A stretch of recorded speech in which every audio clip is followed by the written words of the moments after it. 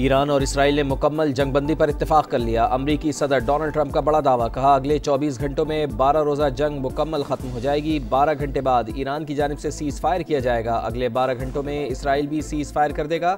Seize fire के हर मरहले में फ़रीक़ैन तहम्मुल का मुज़ाहरा करेंगे। जंग कई साल तक चल सकती थी। ये जंग मशरिक़ वस्ता को तबाह कर सकती थी, मगर ऐसा नहीं हुआ और कभी नहीं होगा। जंग मुकम्मल और दायमी होगी। उम्मीद है कि हमेशा कायम रहेगी। ये दुनिया के लिए शानदार दिन है। इसराइल और ईरान दोनों मेरे पास आए थे और अमन की बात की। तमाम फ़रीक़ैन को मुबारकबाद पेश करता हूँ।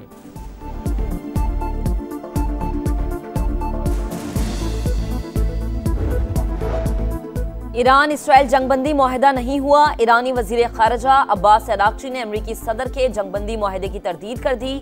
कहा तेहरान उस वक्त हमले बंद करेगा जब इसराइल की जानिब से हमले बंद होंगे। इसराइल को सजा का अमल सुबह 4 बजे तक जारी रहा। इसराइल ने तेहरान पर 4 बजे के बाद हमले रोक दिए। इसराइली जारिहत रुकने के बाद ईरान का जवाब देने का इरादा नहीं।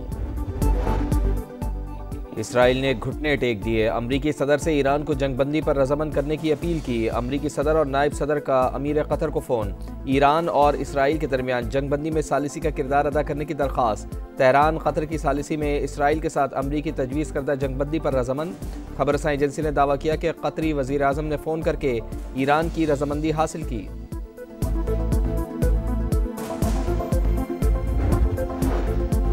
सदर ट्रंप ने पीर की सपहर इसराइली वज़ीर आज़म से फ़ोन पर बात की। इसराइल ने इत्तफाक किया कि ईरान की जानिब से हमले ना हुए तो जंगबंदी पर राज़ी हो जाएंगे।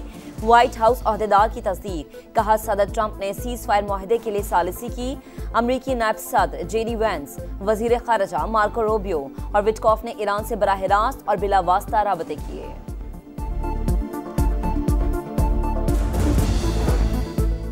ईरान के पास अब एटमी हथियार बनाने की सलाहियत नहीं रही। ईरान ने मुस्तकबिल में जौहरी हथियार बनाने की कोशिश की तो अमरीकी फ़ौज इससे फिर निमट लेगी।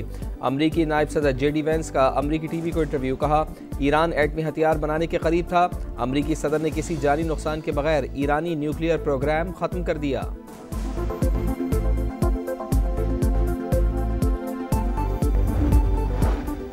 जंगबंदी से पहले ईरान और इसराइल के एक दूसरे पर हमले। ईरान के इसराइल पर ड्रोन हमले। इराकी दारुल हुकूमत बगदाद में धमाकों की आवाजें। बगदाद के ताजी मिलिट्री बेस को ड्रोन से निशाना बनाया।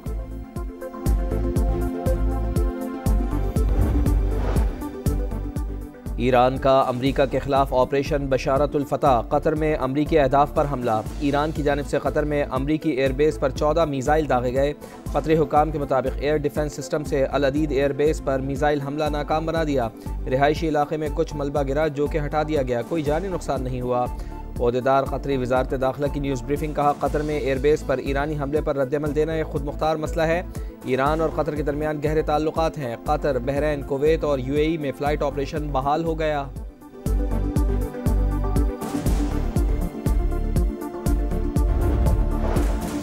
ईरान ने जौहरी तंसीबात पर हमले का कमजोर जवाब दिया। ईरान ने कतर में 14 मिसाइल फायर किए। 13 को तबाह कर दिया गया। 1 को छोड़ दिया गया जो गैर धमकी आमेज समत की तरफ जा रहा था।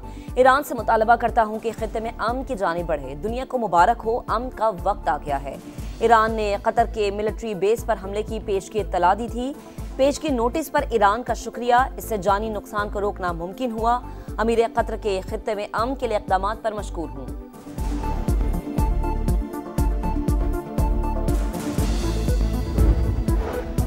कतर पर नहीं, अमरीकी फ़ौजी अड्डे पर हमला किया। ईरान ने वाज़ेह कर दिया। Supreme leader Ayatollah Ali Khamenei का कहना है कि किसी को नुकसान नहीं पहुँचाया, किसी भी हालत में दबाव कबूल नहीं करेंगे।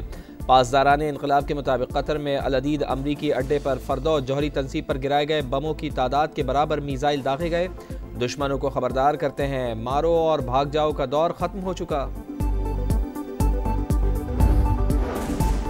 इस्राएली मीडिया ने नेतन्याहू को मुल्क के लिए ईरान से बड़ा खतरा करार दे दिया। इस्राएली मीडिया का कहना है कि इस्राएल को इल्म नहीं कि इसकी समत क्या है। नेतन्याहू रोजाना की बुनियाद पर अहदाफ बदल रहे हैं।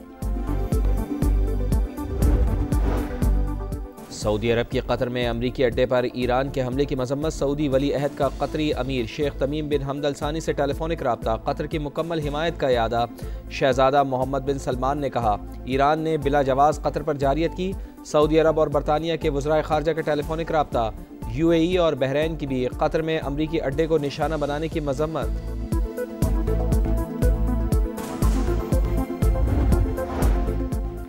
वजीर आजम शहबाज शरीफ का कतरी सफीर अली मुबारक अली को टेलीफोन। कतर में अमरीकी फौजी अड्डे पर ईरानी हमले पर गहरी तशवीश का इजहार। खित्ते में कशीदगी कम करने और अमन की बहाली की अपील। शहबाज शरीफ का सऊदी सफीर नवाफ बिन सईद अल मालिकी से भी राबता, अमन की जरूरत पर जोर दिया। कौमी सलामती कमेटी की ईरान पर इसराइली हमलों की मजम्मत। जौहरी असासों को निशाना बनाने पर तशवीश का इजहार। हमले IAEA और अक़वाम मुत्तहिदा के चार्टर की खिलाफ वर्जी करार। एलामिया के मुताबिक फौजी इक़दाम ने ईरान अमरीका मुज़ाकरात के अमल को सबताज किया। खित्ते में कशीदगी को बढ़ावा दिया। इसराइली जारियत ने एक बड़ी जंग के खतरे को बढ़ा दिया। ईरानी हुकूमत और अवाम से मासूम जानों के ज़िया पर भी हमदर्दी का इजहार। वज़ीर आज़म मियां शहबाज शरीफ की ज़ेर सदारत इजलास में फील्ड मार्शल समेत अस्करी और सियासी क़यादत की शिरकत। मुल्क की दाखिली और सरहदी सिक्योरिटी सूरत हाल पर गौर।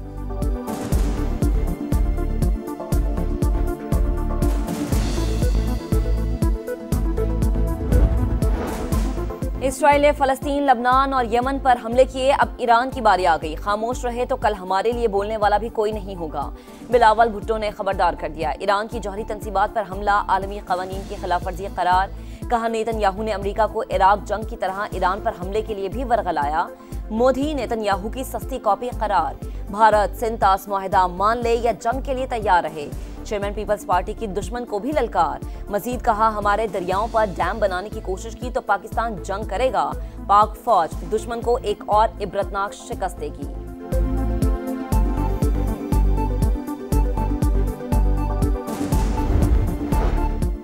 तनख्वाहदार तबके को रिलीफ देने के लिए टैक्स का बोझ कम किया। 5 करोड़ से जायद का मकान या प्लॉट खरीदने वालों से आमदन का पूछा जाएगा। 10 करोड़ से जायद कमर्शियल जायदाद, 70 लाख से जायद की गाड़ी खरीदने वालों को भी जवाब देना पड़ेगा।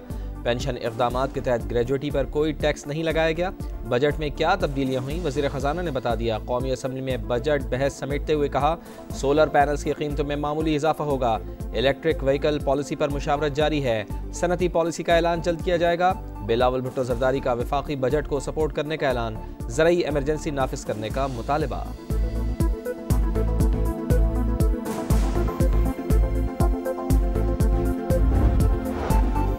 वफाकी हुकूमत चाहती है कि बजट पास ना हो ताकि इमरजेंसी लगाने का मौका मिले। साजिश नाकाम बनाएंगे। वजीर आला अली अमीन गंडापुर का खिताब। कहा गवर्नर KP भी साजिश में शरीक हैं। उन्होंने बजट पर दस्तखत नहीं किए।